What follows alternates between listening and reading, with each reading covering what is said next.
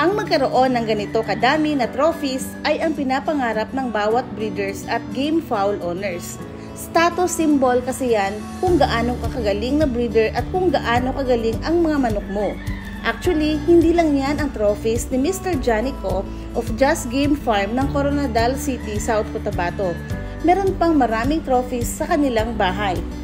At ngayon ay sabay-sabay tayong matuto at ma-inspire sa kanya. Unlakan nyo ang aming invitation na maka-interview po kayo at ma-tour ang iyong napakaganda na game farm. So sir, without any further ado, pwede na po ako mag-start sa interview.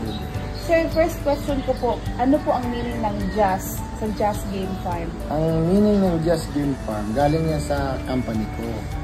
Kasi yung negosyo ko is Johnny Auto Supply. Nag-dealer ako ng mga parts ng sasakyan. Ngayon sasakyan. Nag-ooperate kayo ngayon, sir? Nag-ooperate pa until now. Dito, sir, sa Coronadal. Coronadal City. Johnny Auto Supply. Just. Pinangalan ko naman doon para madali matandaan. Dito, sir. Marketing pa, both sides. Thank you, sir. Next question. Ilang years na po ang Just Game Farm? Hindi ako siguro nagkakamali. Nasa kulang-kulang 15 years. 15 years, wow. Tagal na. Tagal. Ilang taon po kayo nag-start mag-breeding, sir? 35, 36 years old.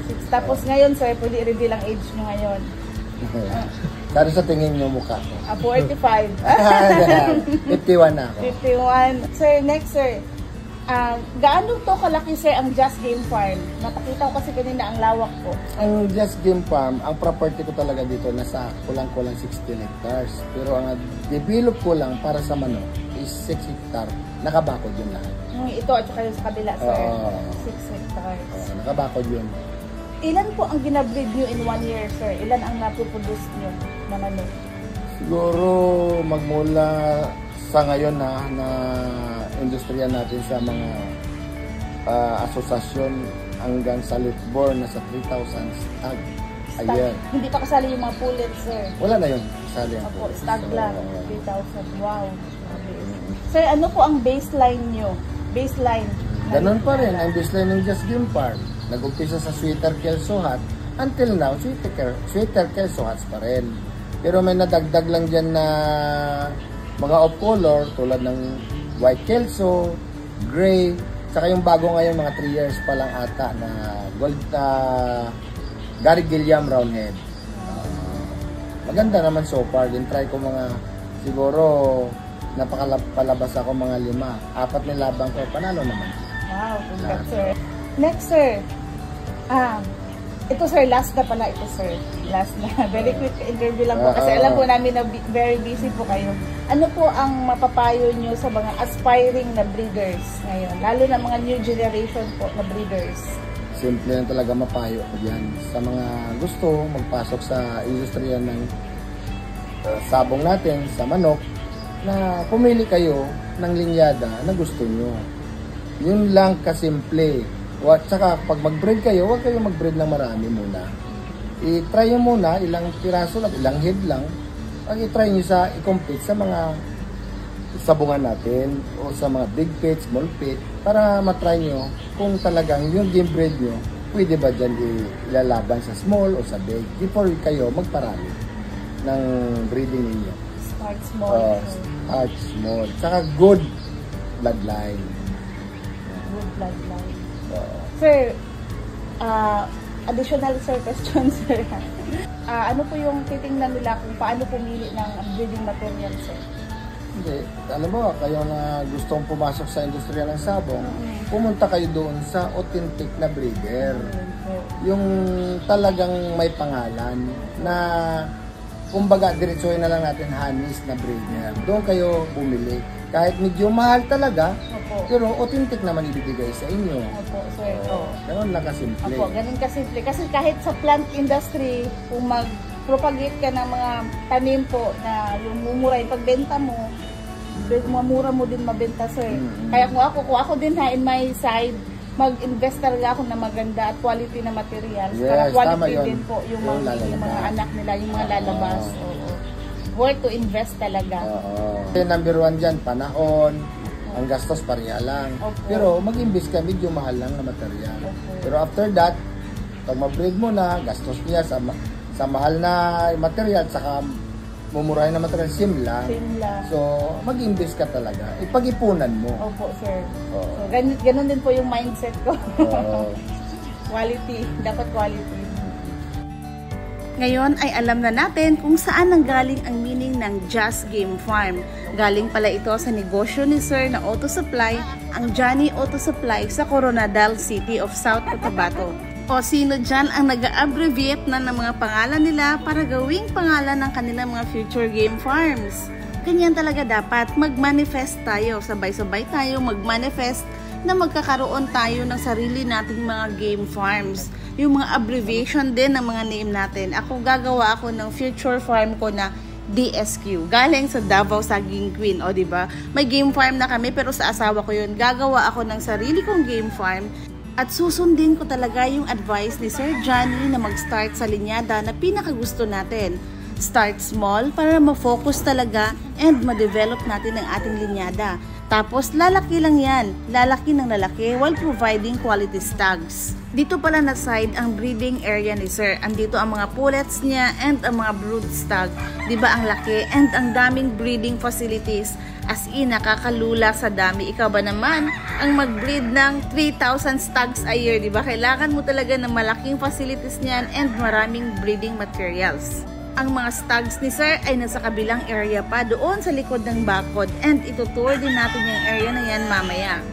Balik tayo doon sa quality na breeding materials. Ang mindset ko kasi is to invest in quality breeding materials para makaproduce din tayo ng mga quality na stags and pullets.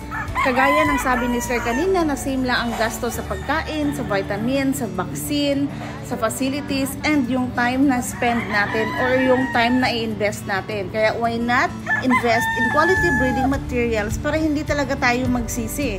And doon tayo bumili ng mga breeding materials, quality breeding materials sa mga authentic breeders na sigurado talaga tayo sa linyada na bibilhin natin. Kagaya dito sa Just Game Farm. Subok na talaga dito ang kumukuha sa kanila ng mga breeding materials ay yung mga malalaking farm talaga. Why not tayo, diba? Kahit magsimula pa lang tayo, dream big always. Start small, pero dream big.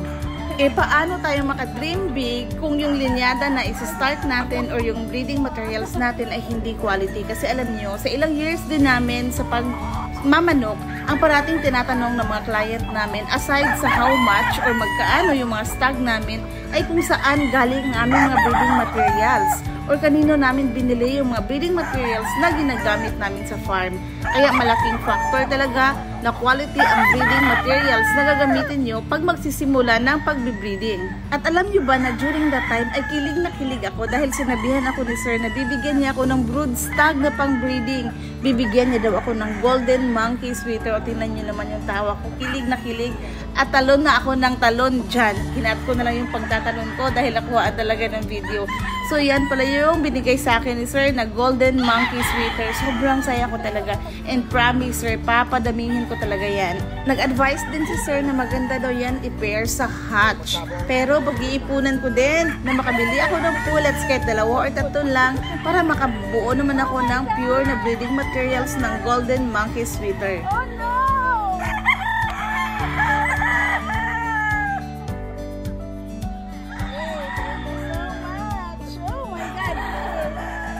O diba, ang nasabi ko na lang kay, oh no, oh my God, grabe, kasi sobrang kasaya ko talaga that time. And, oh my God pa rin, dahil talagang binigay pa sa akin ni Sir yung record ng aking bagong manok na golden sweater monkey, or golden monkey sweater pala. So, andyan, pinakita ni Sir sa akin ang kanilang record keeping. Simula pa nung pag-start nila ng kanilang game farm hanggang ngayon ng mga logbook nila. Grabe talaga yung record keeping nila sa kanilang mga linyada para alam daw ng mga client nila kung saan ang kanilang babalikan and para alam nila kung kanino napunta ang kanilang mga lines or kanilang mga breeding materials. So, grabe no? Quality, authentic breeders talaga ang Just Game Farm. Pero hindi ako nanghingi ng manok ha. Kusa talagang binigay ni Sir yun. Kaya sobrang happy ko talaga dahil very unexpected talaga na bibigyan ako ni Sir. So simulan na natin itour ang Just Game Farm. Kahapon yan yung park na pinakita ko sa inyo, ang harapan ng Just Game Farm.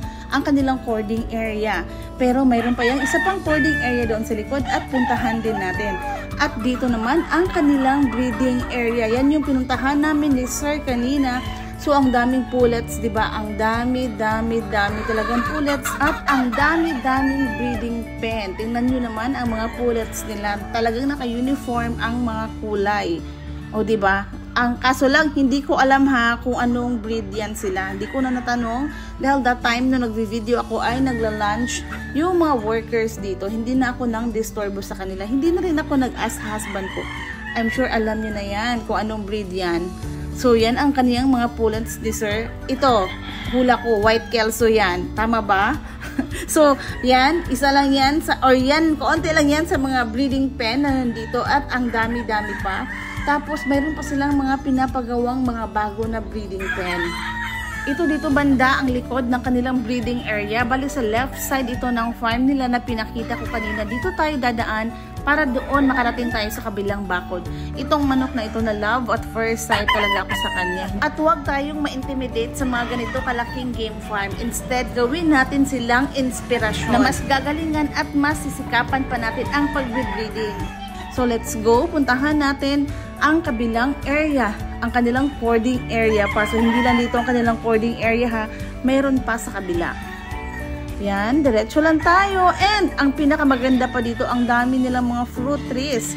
Aside doon sa mga bugis nila, mga bonsais nila, marami din ditong mga fruit trees. Charan! Pasok tayo dito sa kabila. So yan, ulit ang kanilang cording area na halos kasing laki din nung nasa harap na pinuntahan natin kahapon na kanilang cording area. So mga bagong ligo ang mga manok dito nang pumunta kami. O, tingnan nyo ang lapa, diba? And meron ulit na breeding pen sa mga gilid nito. O, diba? Sana all. Sana all talaga. And pati dito, sobrang linis talaga. Sobrang ganda ng kanilang game farm. As in talaga, mapapawaw ka. And ang gaganda talaga ng mga manok nila. Dito na area banda ang pinakaunang i-develop ni Sir sa kanyang game farm bago yung sa kabilang area na pinuntahan natin kahapon o yung kanina, pinakita ko kanina. So, dito din ang mga trophies ni Sir nakalagay and dyan ang kanilang roydahan, dyan ginakondisyon ang kanilang mga manok. And meron ding area para sa mga staff nila. May tulugan din para sa mga staff nila. And tingnan nyo naman, ang dami pa talagang facilities dito na side. At bago tayo magtapos, ay quick look muna ulit dito sa farm ni Sir. Dito sa cording area niya, dito na side. Tingnan niyo po yung mga manok nila na sobrang gaganda. And pag gusto niyo pong mag-inquire or gusto niyo bumili, ay message nyo lang po ang kanilang page sa Just Game Farm. At sa farm manager nila na si Mr. Bert Igasan Katiran para ma-replyan kayo. Huwag po kayo sa akin magtanong kung magkaano ang mga manok dito dahil hindi ko po alam yung mga prices nila. So again and again, thank you so much talaga Mr. Johnny ko. Alam ko super busy ka talaga kahapon, very busy ka doon sa mga business mo. Nung dumating ka, grabe talaga, alam kong pagod na pagod ka, pero binigyan niyo pa rin kami ng time. Sino ba naman kami para bigyan niyo ng time, pero very humble po. Yung humility niyo, grabe po talaga. Thank you so much po talaga, sir. So hanggang dito na lang ang aking video. Laging tandaan na kapag may itinanim, may aanihin, and matuto tayong mag-breeding kasi pag may maraming itlog at maraming manok, mas maraming pagkakakitaan.